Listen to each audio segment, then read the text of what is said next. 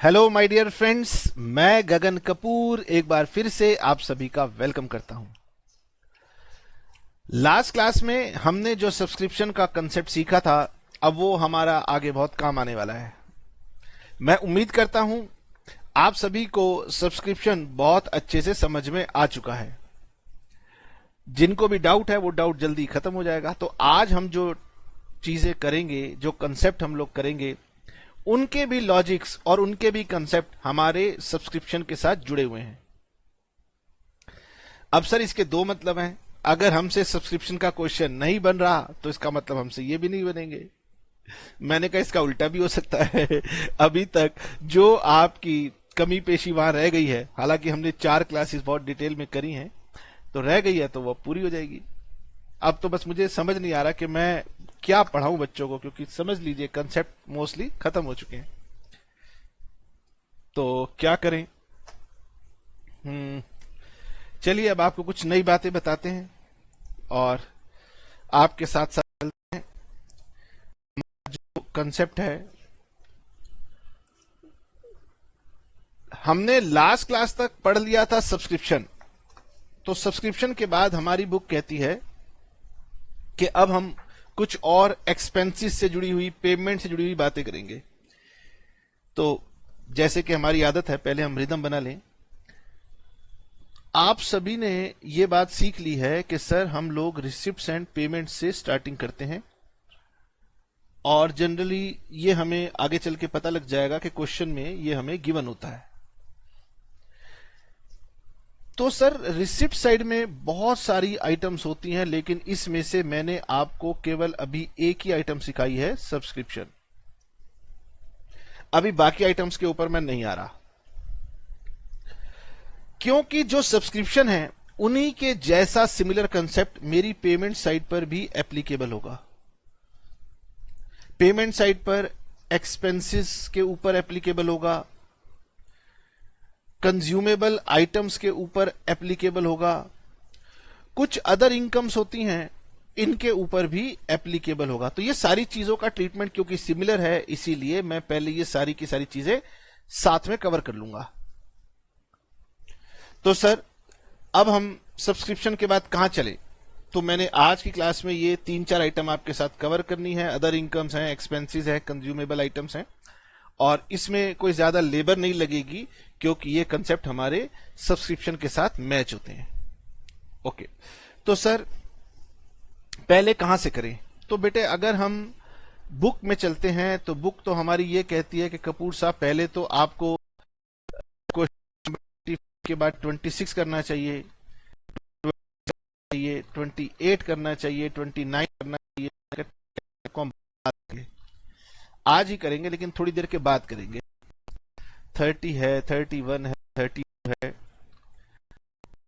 33 है, 34 है। उसके बाद में question number 35 fund related items हैं, इनको देखेंगे। 37 को भी हम नहीं देखेंगे। 38 हम करते हैं, 39 करते हैं। चलिए तो हम लोग एक काम करते हैं, 38 या 39 इनको लेकर के आगे बढ़ते हैं।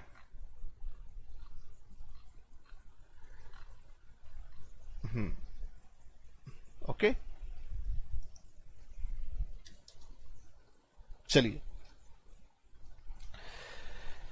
क्वेश्चन अगर हम देखें तो हमारी बुक में ये क्वेश्चन दिया हुआ है, how are the following items dealt with while preparing income and expenditure account of a club for the year ended 31st March 2021। वो कह रहे हैं कि ये बताएं आप इन आइटम को कैसे डील करेंगे जब आप income and expenditure account prepare करेंगे।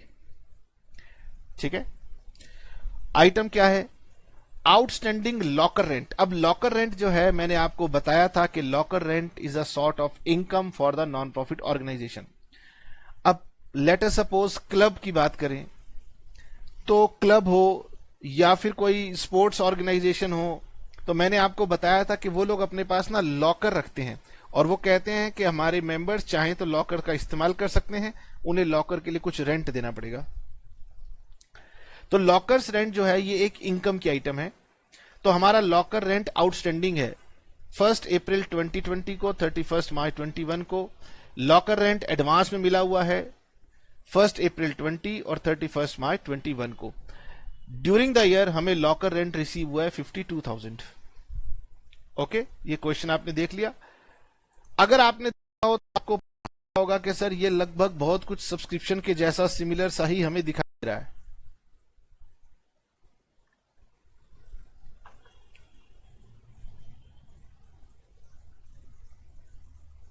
तो देखिए इन सब के कंसेप्ट जुड़े हुए हैं, इसलिए करवा रहा हूं आराम आराम से। तो treatment of other receipts, treatment of other receipts के अंदर जैसे कि हम लोग एग्जाम्पल ले रहे हैं लॉकर रेंट का, तो अगर कोई और सिमिलर आइटम आ जाए तो उसका ट्रीटमेंट भी बिल्कुल ऐसे ही होने वाला है, घबराएंगे नहीं। तो सर क्या कहता है ये लॉकर रेंट? ये कहता है कि देखिए कपूर साहब, ये आपका ईयर है 1/4/20 से लेकर 31 मार्च 21 तक। मैंने कहा ठीक बात है। वो कह रहे ड्यूरिंग द ईयर आपको ये अमाउंट रिसीव हुआ है लॉकर रेंट के नाम का 52,000। अब देखिए रिसिप्ट एंड पेमेंट अकाउंट, अब आप जानते हैं कि वो कैश बेसिस पर बना है, वो सबको कहता है आ जाओ आ जाओ आ जाओ, तो इसका मतलब पिछले साल का भी आया होगा। हां सर, इसमें हमारा लास्ट ईयर का अमाउंट भी आया होगा, और जो लास्ट ईयर का अमाउंट आता है अब आप जानते हो उसको हम बोलते हैं आउटस्टैंडिंग बिगिनिंग। सर इसमें नेक्स्ट ईयर वाला भी आया होगा, करंट ईयर में अगले साल का भी रेंट मिल गया होगा। मैंने कहा यस, उसको बोलते हैं हम एडवांस एट द एंड। मुझे बताइए जब आप इनकम एंड एक्सपेंडिचर अकाउंट बनाएंगे तो एडवांस एंड और आउटस्टैंडिंग बिगिनिंग इन दोनों का आप क्या करते हैं? तो साथ साथ हम लिखते हैं question number 39 from the book T.S.. Grewal, और मैंने आंसर बनाना शुरू कर दिया है। क्यों सर? क्योंकि इसमें कुछ सिखाने की बात है ही नहीं। यहां पर लिखना है पर्टिकुलर्स और यहां पर लिखना है रुपीस और कैलकुलेशन ऑफ इनकम।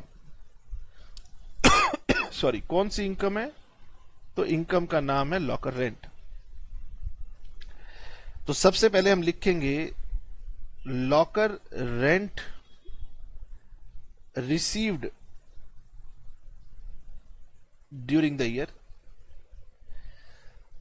जो कि हमें रिसिप्ट्स एंड पेमेंट्स अकाउंट्स में मिलता है। ओके, और ये हमें दिया हुआ है 52,000। अब देखिए आंसर दीजिएगा मुझे। पूरे चैप्टर में यही कंसेप्ट चल रहा है।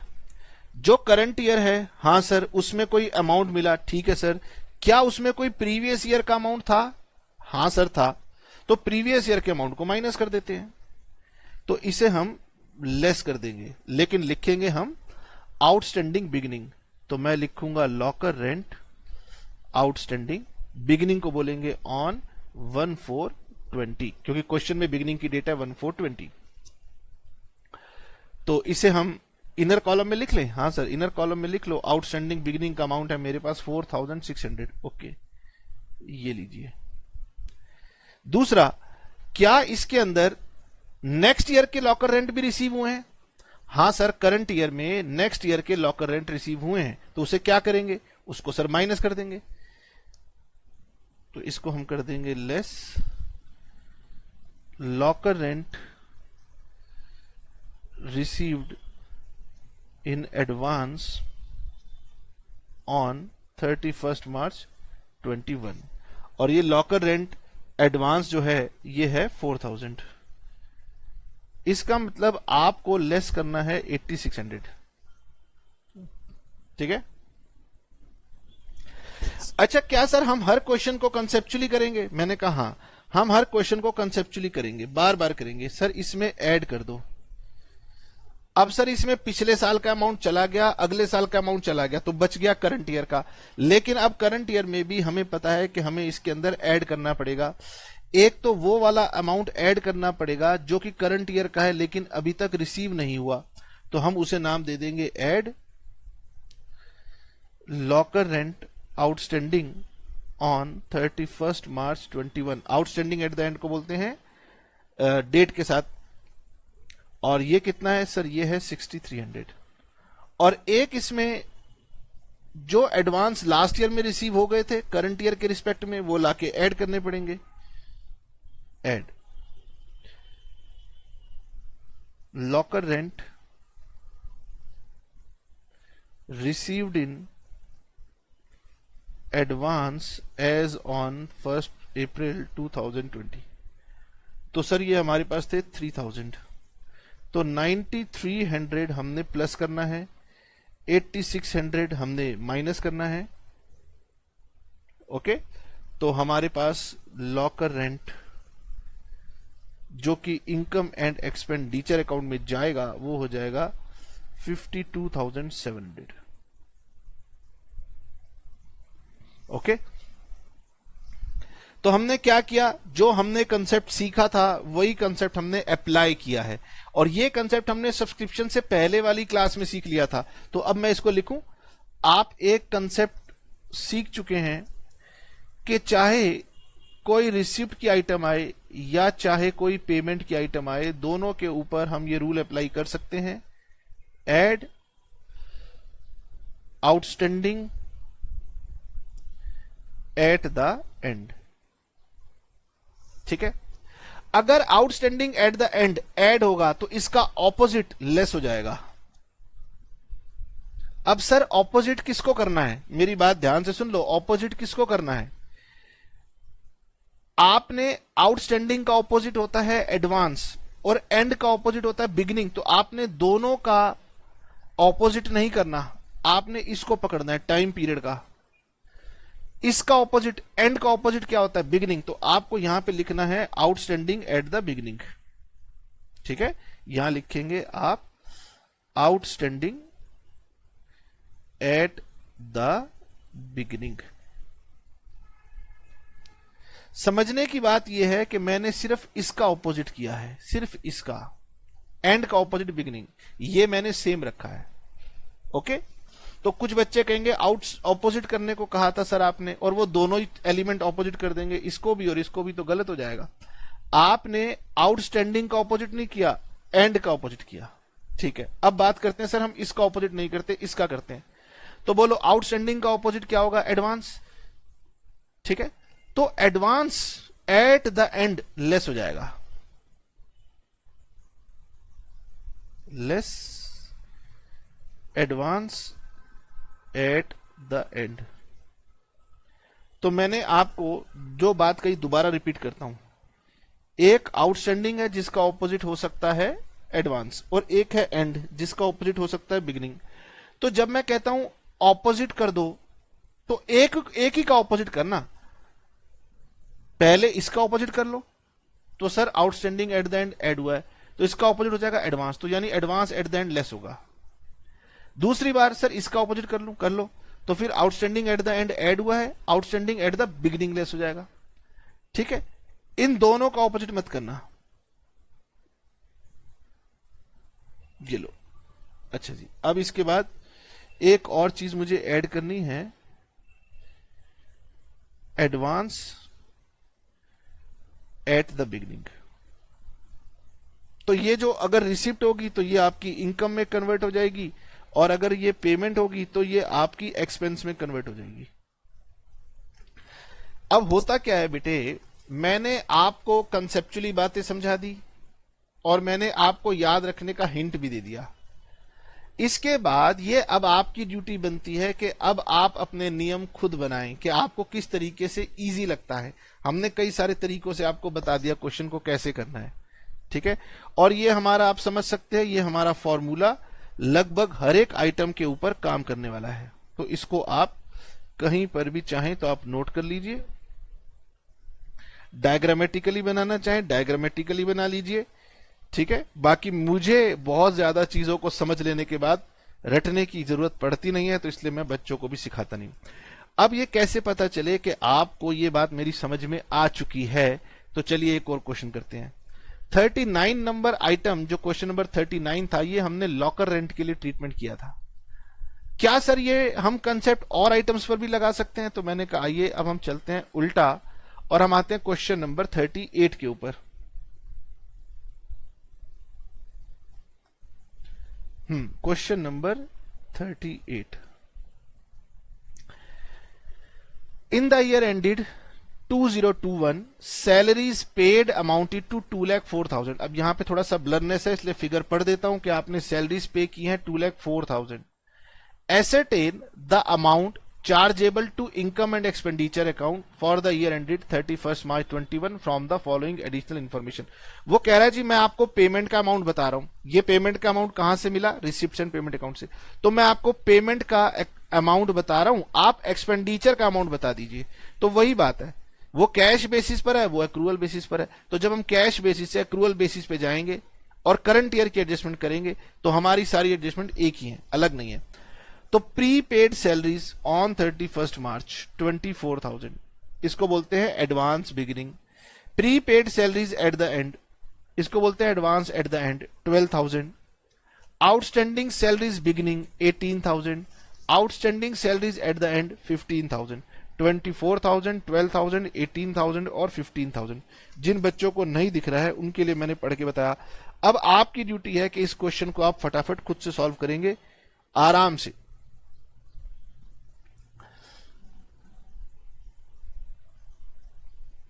सर आप क्या कर रहे हैं? मैं तो क्वेश्चन को लिख रहा हूं ताकि आपको अगर ठीक से नहीं दिख रहा तो वो दिख जाएगा। ओके,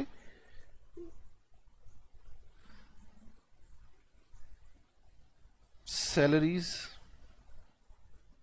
एक तो दी हुई है प्रीपेड और एक दी हुई है सैलरीज आउटस्टैंडिंग। तो प्रीपेड है हमारे पास 24,000 और प्री एंड है हमारे पास शायद 12,000। ओके, उसके बाद ये है आउटस्टैंडिंग एट द बिगिनिंग 18,000 और आउटस्टैंडिंग एट द एंड है 15,000। और हमारी सैलरीज पेड दी हुई हैं 2,04,000 लीजिए। और आपको बताना है कि इनकम एंड एक्सपेंडिचर अकाउंट में आप इसको कैसे प्रेजेंट करेंगे। तो हम बनाते हैं सर।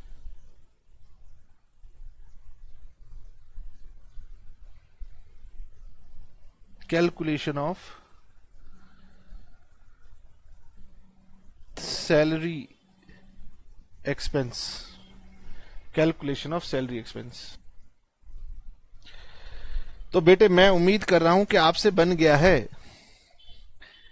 ओके सर, है ना? जिनसे नहीं बन रहा है वो कोशिश नहीं कर रहे होंगे, ट्राई नहीं कर रहे होंगे। यहां लिखेंगे salaries paid as per receipts and payments account 2,04,000। Add less और लेस।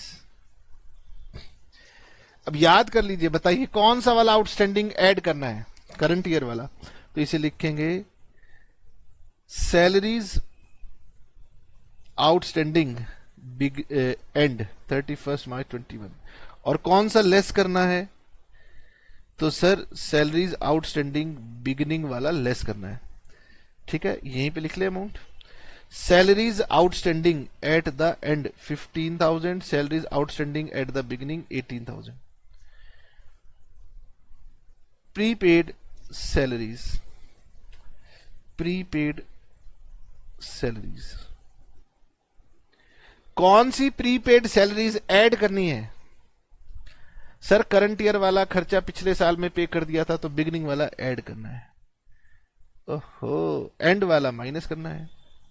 जो समझ में आता हो एक पता लगा लिया, ऑपोजिट वाले को लिख देना है। तो सर हमने सैलरी प्री पे कर दी थी, ये 12,000, ये है 24,000, इसको ऐड करेंगे 39,000, इसको माइनस करेंगे 30,000 और ये 9 and 4 11। Salaries expense to be shown in income and expenditure account। ये हो जाएगी सर 2,04,000 13,000। तो हमने इस आइटम को, सेम ट्रीटमेंट को लॉकर रेंट पे भी अप्लाई कर दिया, हमने इसको उस पे भी अप्लाई कर लिया, एक्सपेंसेस के लिए भी अप्लाई कर लिया। ठीक है, अब देखिए जो हमने पेमेंट्स की एक्सपेंसेस के लिए, ये दो तरीके के होते हैं। एक तो होते हैं जो हमारे नॉर्मल एक्सपेंसेस होते हैं, और एक हमारे एक्सपेंसेस होते हैं जो कि टेंजिबल नेचर के होते हैं। इन दोनों के अंतर को समझिए। जैसे कि हमने अभी बात की सैलरीज, सैलरीज जो है इसको आप टच नहीं करते ना, नॉर्मल खर्चा है। हां सर, एक्सपेंसेस की बात करें तो मैं आपसे कह सकता हूं स्टेशनरी। इसका मतलब आप गए और आप किसी होलसेल मार्केट में गए और खूब सारे रजिस्टर्स खरीद के ले आए, खूब सारे पेन खरीद के ले आए, खूब सारे मार्कर परचेज करके ले आए, तो ये क्या हो गई, ये सब कहलाएंगी स्टेशनरी आइटम्स। तो आपने बहुत बड़ा अमाउंट का खर्चा किया, लेकिन स्टेशनरी आइटम क्या होती है, टेंजिबल नेचर की होती है। तो इन दोनों के अंदर मामूली सा डिफरेंस आएगा। ठीक है सर, और एग्जांपल दीजिए, और एग्जांपल दीजिए। मैंने कहा दीजिए रेंट। हाँ सर, यहां पर आप ले सकते हैं स्पोर्ट्स मटेरियल।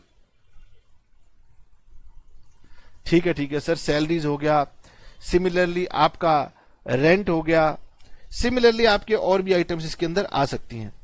लेकिन टेंजिबल नेचर की बहुत लिमिटेड आइटम्स होती हैं। ठीक है, इसमें स्टेशनरी है, स्पोर्ट्स मटेरियल है, और एक है मेडिसिन। अगर कोई चैरिटेबल हॉस्पिटल होगा तो वो मेडिसिन की बात करेगा कि हमारे पास लोग अपना हेल्थ चेकअप कराने आते हैं, ट्रीटमेंट करवाने आते हैं, तो हम मेडिकल की चीजें उसमें यूज करते हैं, चाहे उसको आप मेडिसिन कह लीजिए, चाहे डिस्पोजेबल ग्लव्स कह लीजिए, डिस्पोजेबल मास्क कह लीजिए। तो ये सब कुछ ऐसे खर्चे हैं जिनका कोई टेंजिबल नेचर होता है। अच्छा सर, जो ये एक्सपेंस है इनका रूल हमने सीख लिया। अब सर ये जो आइटम है इनका रूल क्या बदल जाएगा? इनका रूल भी सिमिलर है, जो आपने अभी तक सीखा था वही रूल इनका है, प्लस इनमें एडिशनल एक ट्रीटमेंट और करना पड़ता है। वो ट्रीटमेंट करना पड़ता है हमें रिलेटेड टू स्टॉक, और वही मैं आपको बताने जा रहा हूं। ठीक है, तो अब हम करेंगे treatment of consumable items. Treatment of consumable items. अब हर तरह की कंज्यूमेबल आइटम्स इसमें कवर हो जाएंगी, लेकिन 3 कंज्यूमेबल आइटम्स जो कि ज्यादा देखने को मिलती है नॉन प्रॉफिट ऑर्गेनाइजेशन में, मैंने तीनों का नाम लिख दिया।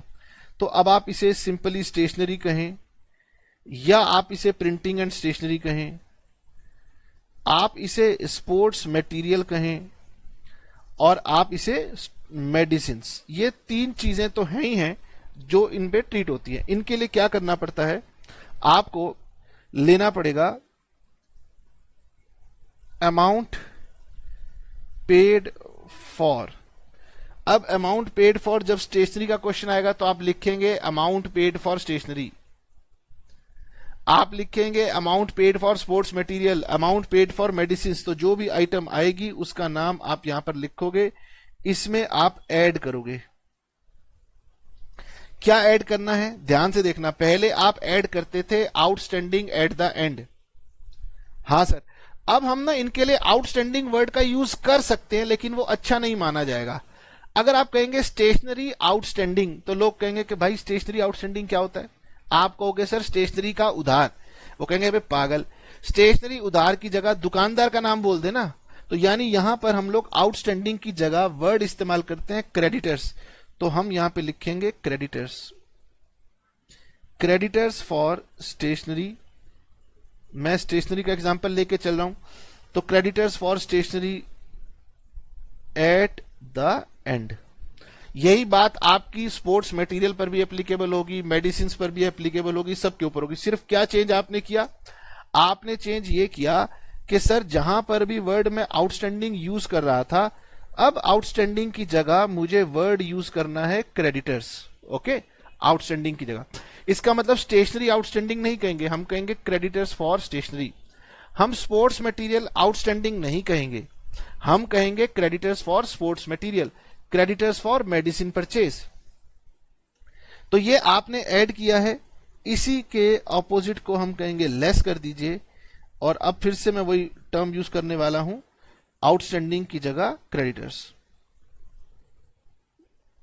आपको लिखना है क्रेडिटर्स फॉर स्टेशनरी है तो स्टेशनरी एट द बिगिनिंग।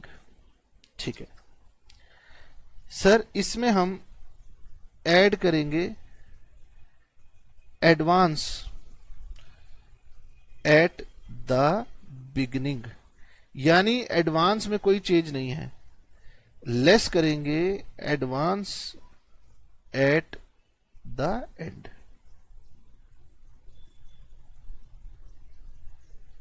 पहले हम ये 4 एडजस्टमेंट करते थे तो हमारा आंसर आ जाता था। अब हम यहां पे लिखेंगे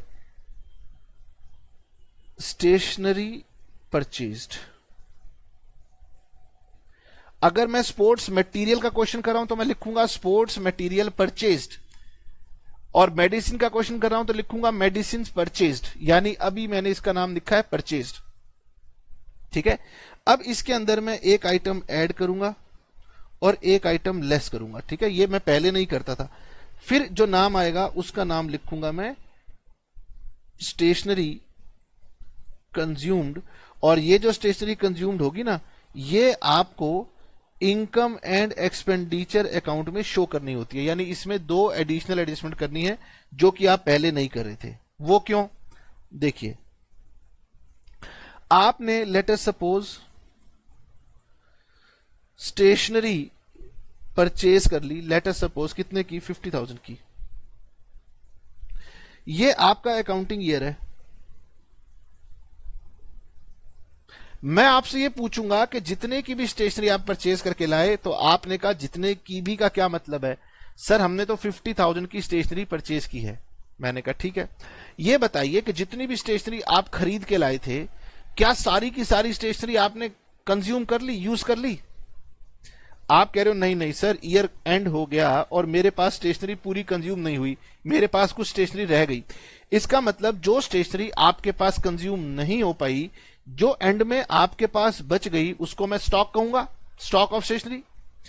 50,000 की आपने स्टेशनरी परचेज की, हाँ सर, क्या सारी खर्च हो गई? आपने कहा नहीं नहीं सर, सारी कहां खर्च हो गई, एंड में 8,000 रुपीज की स्टेशनरी मेरे पास बची हुई है, खर्च नहीं हो पाई। तो मैंने कहा ये खर्चे में जाएगी भी नहीं। इसका मतलब मैं इसको क्या करने वाला हूं? लेस करने वाला हूं। तो मैं लेस लिखूंगा stock of stationery at the end. जो स्टेशनरी आपकी खर्च नहीं हो पाई है साल खत्म होने पर, वो स्टॉक बन गई है, वो खर्चे में कैसे जाएगी ना, वो तो स्टॉक बन गई है, तो उसको हम लेस कर देंगे, तो ये आपकी बन जाएगी स्टॉक। सिमिलरली जब लास्ट ईयर सर खत्म हुआ था और मेरे पास कुछ स्टॉक ऑफ स्टेशनरी बच गया था, तो पहले मैंने उस स्टॉक को खर्च किया होगा, पहले मैंने इस स्टॉक को यूज किया होगा, इस स्टॉक को कंज्यूम किया होगा। जब ये खत्म हो गया होगा तभी तो मैं न्यू परचेज करके लाऊंगा। समझ रहे? जैसे मैं आपको एक घर का एग्जांपल देता हूं, सिंपल सा। घर में जो कल दूध आया था, रात को वो बचा हुआ दूध फ्रिज में रख दिया गया था, और सुबह क्योंकि दूध की डिलीवरी थोड़ी देरी से आती है, तो पेरेंट्स क्या करते हैं, वही वाला मिल्क कंज्यूम करते हैं अपनी चाय बनाने के लिए। बच्चों को स्कूल भेजना हो तो उनको कॉफी बना के देने के लिए या मिल्क शेक बना के देने के लिए। तो इसका मतलब जो हमारे पास लास्ट पीरियड में स्टॉक बचा था, उसे हमने करंट पीरियड में खर्च किया होगा, तो यानी मैं उसे खर्च के अंदर ऐड कर दूंगा। तो हम इसके अंदर ऐड कर देंगे stock of stationery at the beginning. तो आपने याद रखना है कि कंज्यूमेबल आइटम के साथ हम ओपनिंग स्टॉक को प्लस करते हैं, यानी ओपनिंग स्टॉक को हम खर्चे में डालते हैं। क्यों? क्योंकि जो पिछले साल स्टॉक बचा था वो इस साल मैंने कंज्यूम किया होगा, फिर मैं नई परचेज करके लाया। और इस नई परचेज में से कुछ मेरा स्टॉक बच गया तो मैंने उसको माइनस कर दिया। ठीक है, तो यानी आपने ये दो आइटम इसके अंदर और एडिशनल ट्रीट करनी है स्टॉक की। अब इसके ऊपर बेस्ड मैं आज बताओ कितने क्वेश्चन आपके साथ करूं, जितने चाहो उतने क्वेश्चन कर लो, खत्म हो गया। सर पीछे चलिए जरा, पीछे से देखते हैं कहां से ये क्वेश्चन आ रहे हैं, चलते हुए आ रहे हैं, वहां से सर पकड़ के बनाते हैं। मैं यहां से बनवा रहा हूं सो दैट आपको मैं इलस्ट्रेशन जो है ना होमवर्क में दूंगा, आपने ईमानदारी से करनी है, चीटिंग नहीं करनी। ठीक है सर, आप देख रहे हैं अब पुराने वाले कंसेप्ट ही आपके यूज हो रहे हैं, तो ये आपकी रिवीजन है। और अगर आप कहो कि मुझसे ये नहीं बनते तो फिर आपको सोचना चाहिए क्यों नहीं बनते।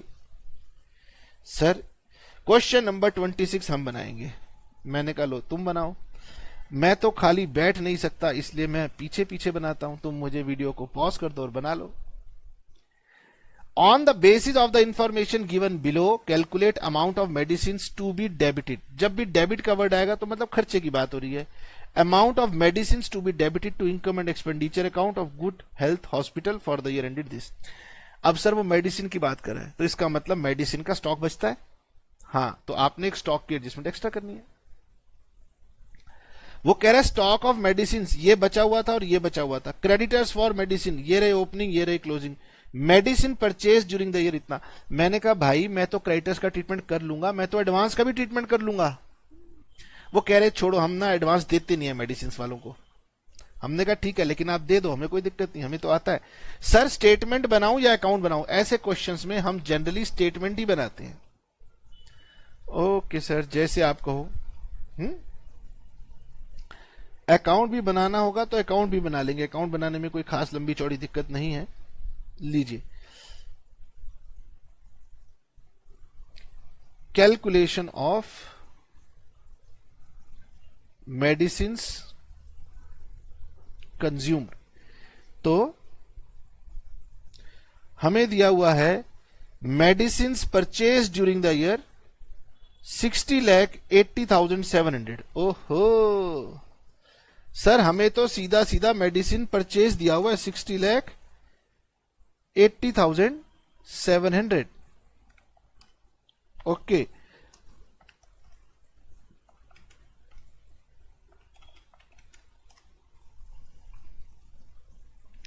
तो हम क्या करेंगे यहां पर, हम लिखेंगे यहां पर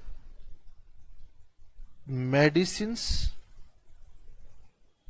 purchased 60,80,700।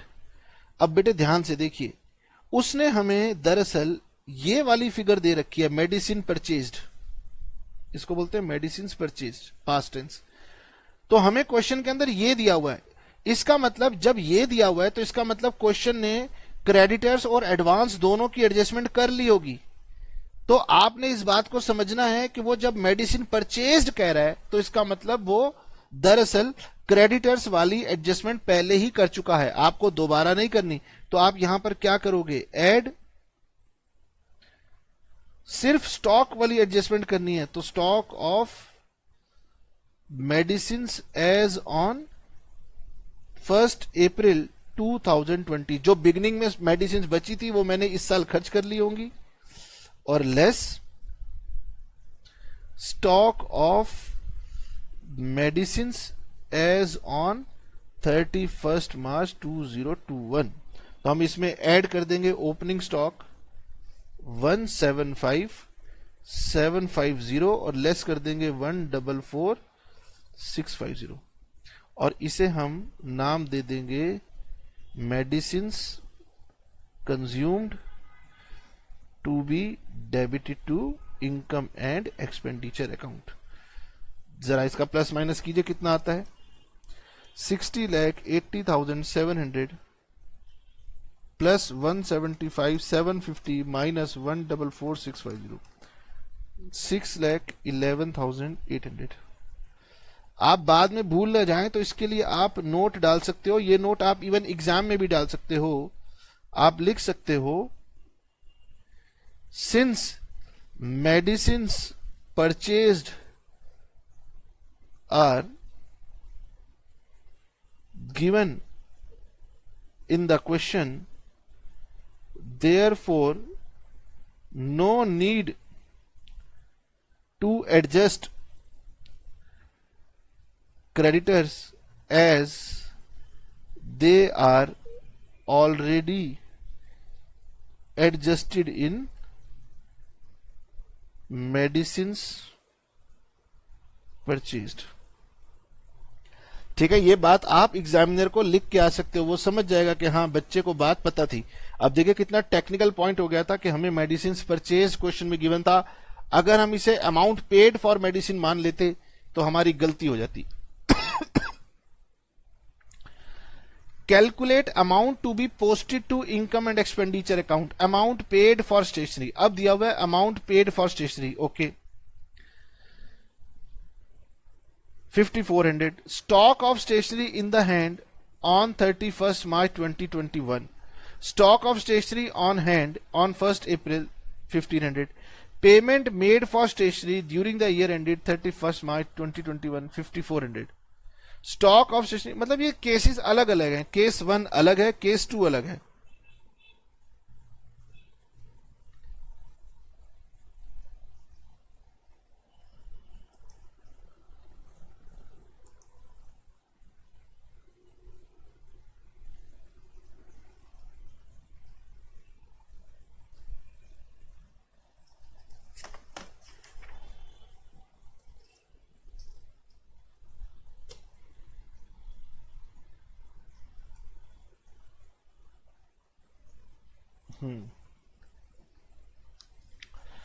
Sir question number 29, question number 29 ये मैं आपके लिए होमवर्क में छोड़ रहा हूं, जिससे कि आप इसकी प्रैक्टिस करके देखें कि आपसे ये बन रहा है या नहीं बन रहा. Question number 29, sorry 27, question number 27 ये हमने आपके लिए होमवर्क में छोड़ दिया है.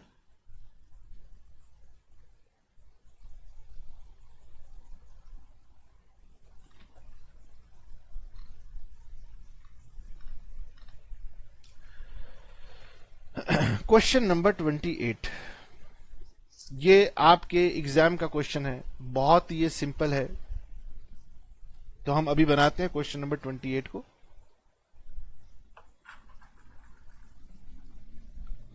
क्वेश्चन नंबर 28 स्पोर्ट्स मटेरियल के ऊपर बेस्ड है. From the following information, calculate amount of sports material to be debited to income and expenditure account of a sports club. तो आपने स्पोर्ट्स मटेरियल के बारे में बताना है कि कितना स्पोर्ट्स मटेरियल का अमाउंट आप इनकम एंड एक्सपेंडिचर में डेबिट करेंगे. तो आपको पता है कैसे करना है. कैलकुलेशन ऑफ स्पोर्ट्स मटेरियल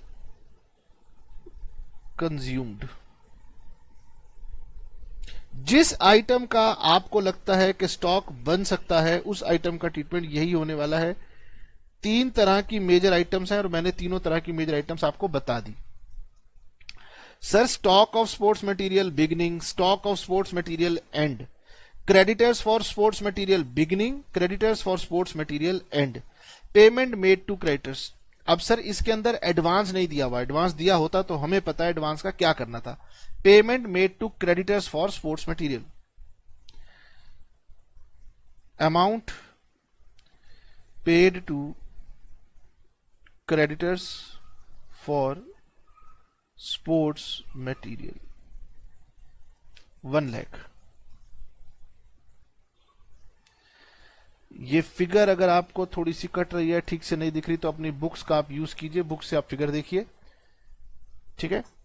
अब इसमें एक तो दिया हुआ है स्टॉक, तो स्टॉक को हम परचेज निकालने के बाद एडजस्ट करेंगे, और एक दिया हुआ है सर क्रेडिटर्स, तो क्रेडिटर्स को हम पहले एडजस्ट करेंगे. तो हम यहां पे लिखेंगे add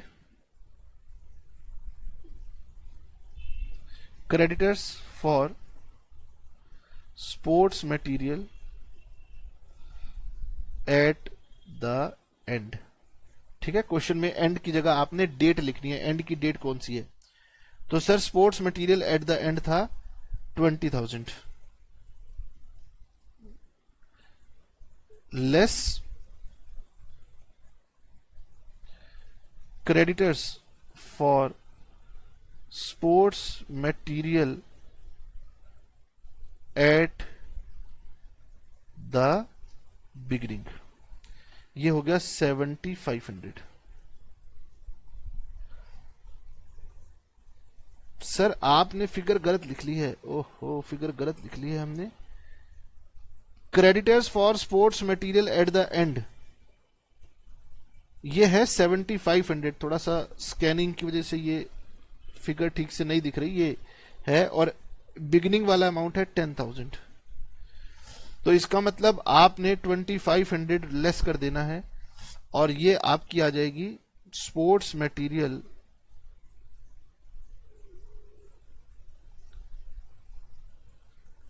purchased 97,500। Add opening stock less closing stock. Opening stock को ऐड करते हैं, बोलो क्यों? क्योंकि लास्ट ईयर जो स्टॉक बच गया था वो हमने इस ईयर में कंज्यूम किया है, तो हम उसको ऐड करते हैं। तो ओपनिंग स्टॉक, अरे सर आपने तो स्टॉक की फिगर को प्लस माइनस कर दिया। अरे अरे अरे ये क्या कर दिया सर, अकेले अकेले अकेले अकेले में ये दिक्कत हो जाती है। हाँ, क्रेडिटर्स की बात करनी थी, I am very very sorry. ये होना था सर 22,500 प्लस और 20,000 होना था माइनस, तो ये हो गया 2500 नेट प्लस, तो ये हो गया 1,02,500। देखिए अगर आप गलत कर भी रहे होंगे तो भी बेटे अगर आप ध्यान से उसको कंसेप्ट को समझते हुए करेंगे तो गलती मिल जाएगी। उसके बाद sir stock of sports material beginning वाला था 10,000 और एंड वाला था 7,500। इसका मतलब 10,000 प्लस करना है, 7,500 लेस करना है, तो ये हमारा हो जाएगा sports material consumed, sports material consumed 1,05,000। Okay ठीक है, आगे बढ़ते हैं और क्वेश्चन नंबर 29 करेंगे। लेकिन पहले हम ये चाहेंगे कि आप क्वेश्चन नंबर 29 को पढ़ें। पढ़िए क्वेश्चन नंबर 29, फिर मैं करवाता हूं।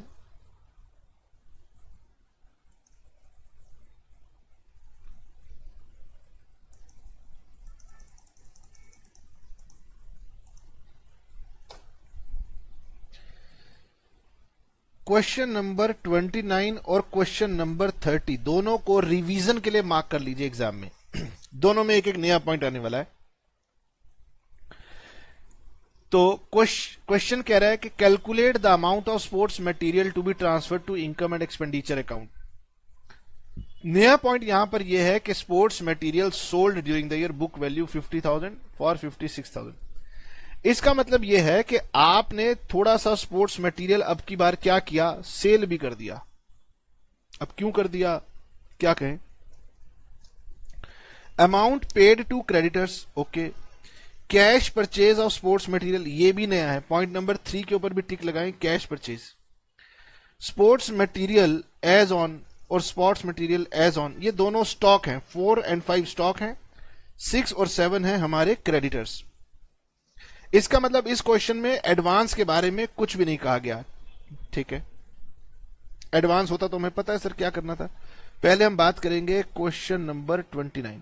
हमने कहा कि इसको आप रिवीजन के लिए मार्क कर रहे हैं, 29 और 30 दोनों में एक नई बात है और कुछ नहीं है।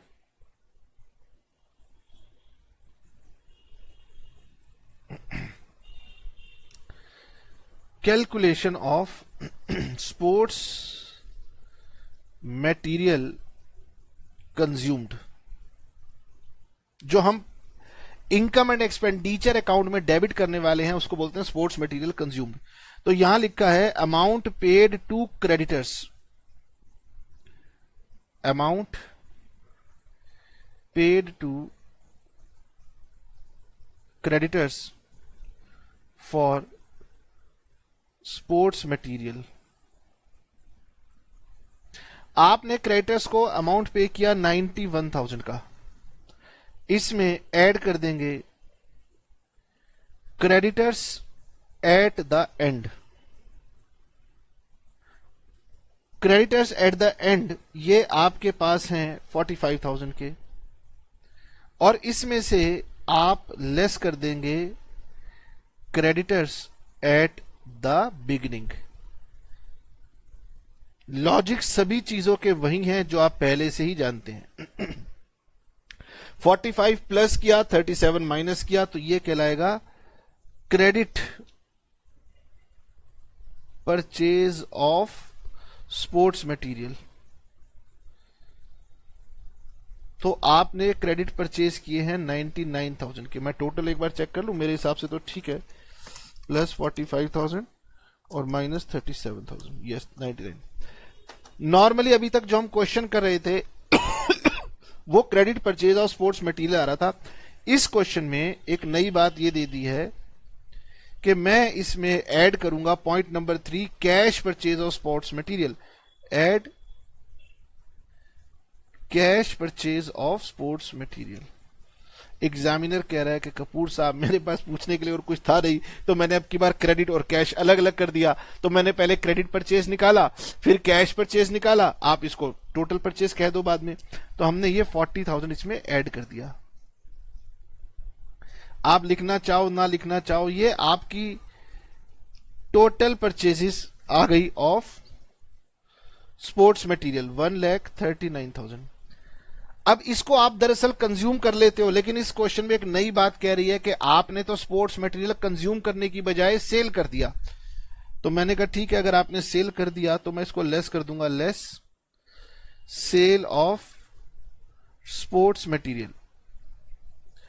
अब देखिए, ये जो बुक वैल्यू का मतलब जिस वैल्यू पर मैं बुक्स में उसको परचेज करके लाया था वो थी 50,000, लेकिन हमने उसको सेल किया है 56,000 के ऊपर। अब बच्चे को लगेगा कि sir sale of sports material को लेस करना है तो 50 करना चाहिए या 56 करना चाहिए। अकाउंटिंग कह रही है सुन भाई बड़ा सीधा सा नियम है, ये जब तू शुरू हुआ था तो ये तेरी जो बुक्स की वैल्यू थी वो थी। तो बुक्स में तूने जो स्पोर्ट्स मटेरियल को परचेज किया है वो 1,39,000 का है। उसमें से तूने जितनी बुक वैल्यू का स्पोर्ट्स मटेरियल सेल किया है वो बुक वैल्यू यहां से माइनस होगी, तभी तो मैच होगा। अगर ऊपर की सारी वैल्यूज बुक वैल्यू है तो नीचे की वैल्यू भी तो बुक वैल्यू माइनस करोगे, तभी ये मैच होने वाला है। तो हमने कहा ठीक है, इसमें से हम माइनस करेंगे 50,000। अब कुछ बच्चे रटने की कोशिश करेंगे कि सर इसको बुक वैल्यू को रटना है, नहीं, ये आपकी बुक वैल्यूज ही तो हैं जो आप परचेज करके लाए, जो आप अमाउंट दे रहे हो, ये सारे आपके बुक्स के अमाउंट्स हैं। तो बुक की अमाउंट्स के अंदर ये बुक की वैल्यू आ गई, ये आपके पास बचा था। इसमें से आपने अब ऐड करना है ओपनिंग स्टॉक और लेस करना है क्लोजिंग स्टॉक।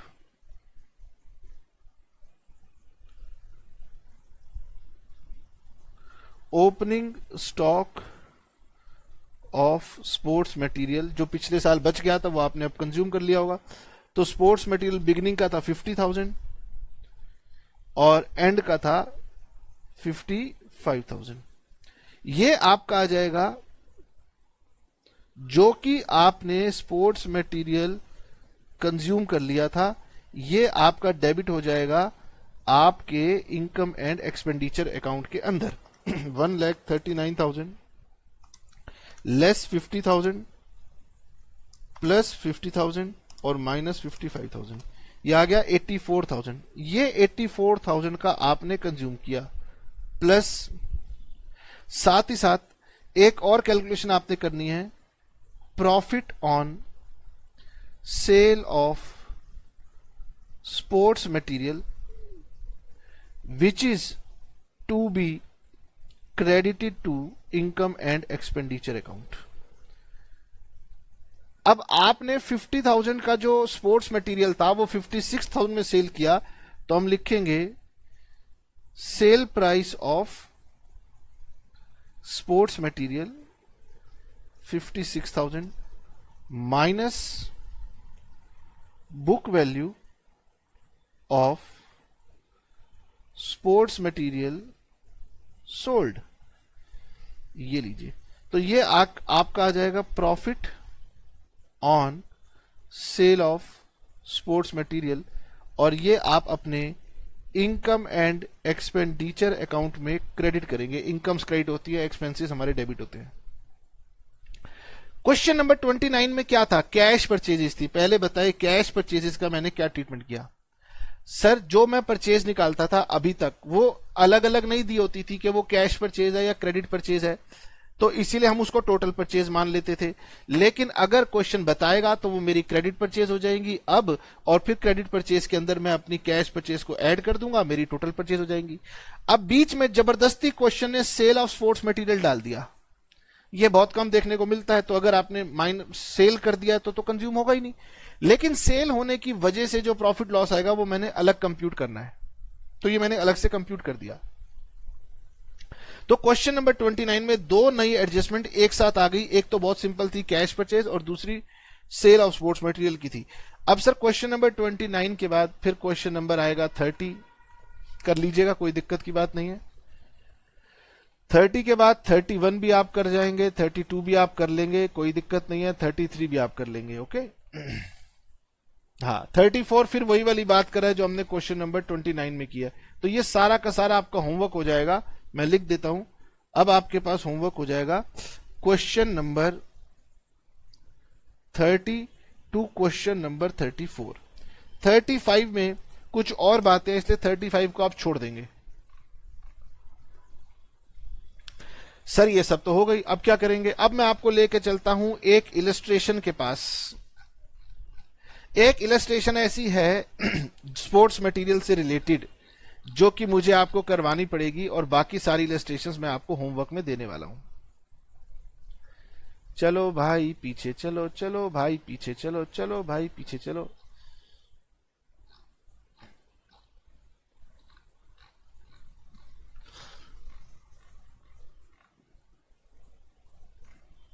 ये तो फंड आइटम्स लग रही हैं मुझे, और ये हमने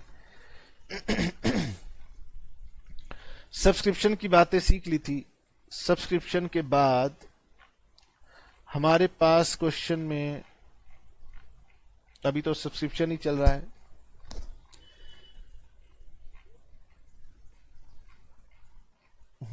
ये सारी आइटम्स का भी नंबर आएगा, अभी हम इसके बारे में चर्चा नहीं कर रहे, ठीक है। ये कॉस्ट ऑफ गुड्स कंज्यूम्ड, यही टॉपिक मैंने आपको अभी भी पढ़ाया। इसके लिए इलस्ट्रेशन नंबर 17 होमवर्क में लिख लीजिए कि आपको इलस्ट्रेशन नंबर 17 करनी है। इलस्ट्रेशन नंबर 18 भी आपके पास होमवर्क जाने वाली है।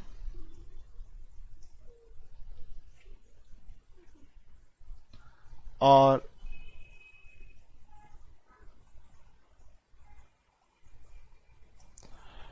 एटीन होमवर्क में जाएगी। 18 के बाद 19 भी आपकी होमवर्क में ही रहेगी। आपने ईमानदारी से प्रैक्टिस करनी है। सॉल्यूशन आपके पास है। क्वेश्चन में बैलेंस शीट्स भी बन रही हैं जो कि मैंने अभी आपको बताई नहीं है, तो उसकी आपने चिंता भी नहीं करनी है। उसके बाद सर क्वेश्चन नंबर 20 ये भी होमवर्क में जाएगा। इलस्ट्रेशन नंबर 21 ये भी होमवर्क में जाने वाली है। इलस्ट्रेशन नंबर 22 इलस्ट्रेशन नंबर 22 हम अभी करेंगे।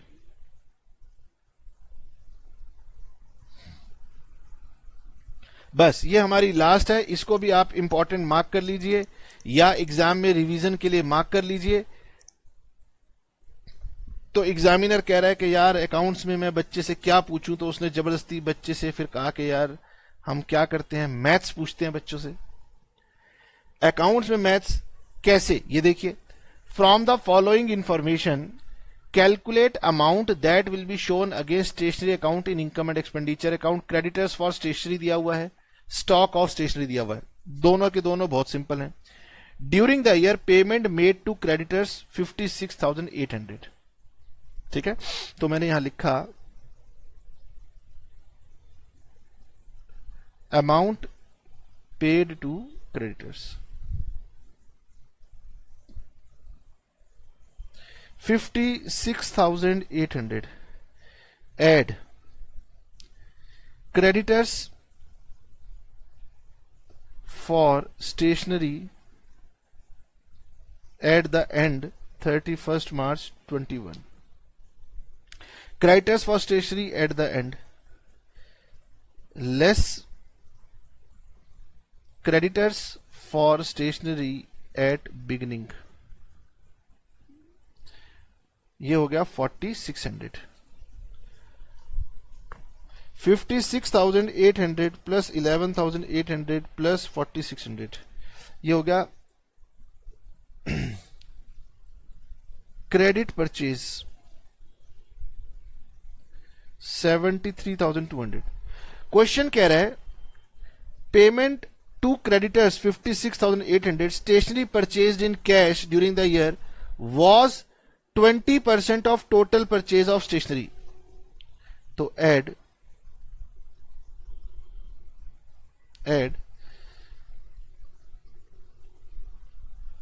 कैश परचेजेस,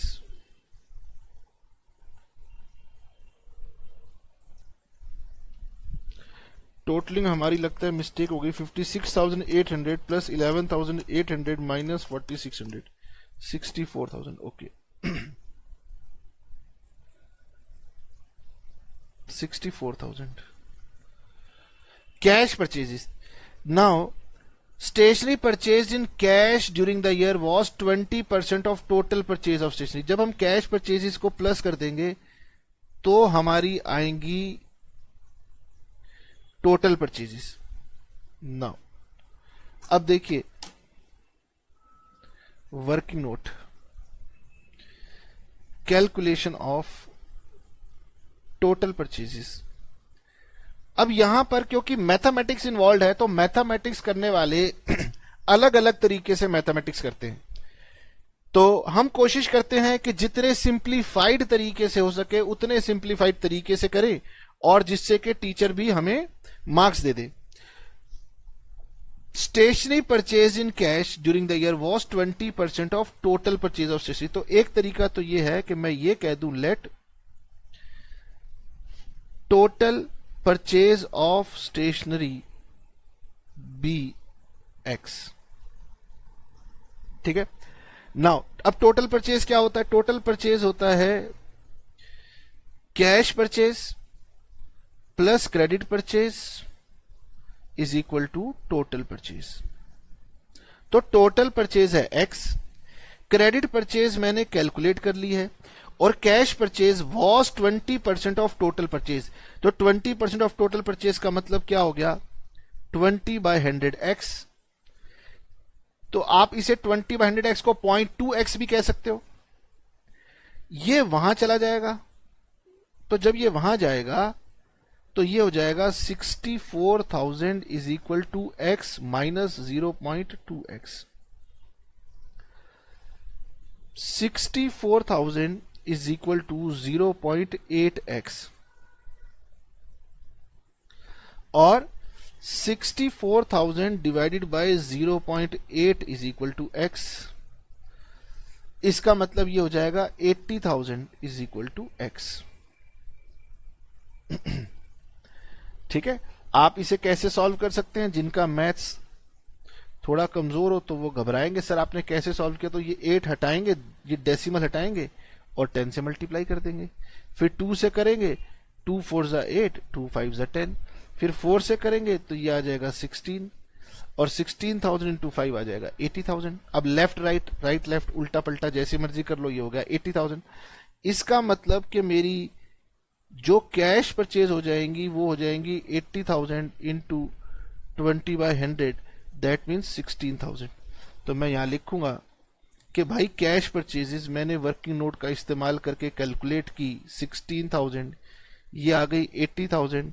इसमें ऐड कर दूंगा ओपनिंग स्टॉक, लेस कर दूंगा क्लोजिंग स्टॉक, तो मेरा स्टेशनरी कंज्यूम्ड आ जाएगा। ठीक है। तो ये हमारा अब कंप्लीट हो जाता है। जो हमारी अदर आइटम्स थी वो सारी की सारी अब हमने कंप्लीट कर ली हैं और मैंने आपको जो ढेर सारे क्वेश्चंस दिए हैं होमवर्क में करने के लिए वो आपने जरूर करने हैं।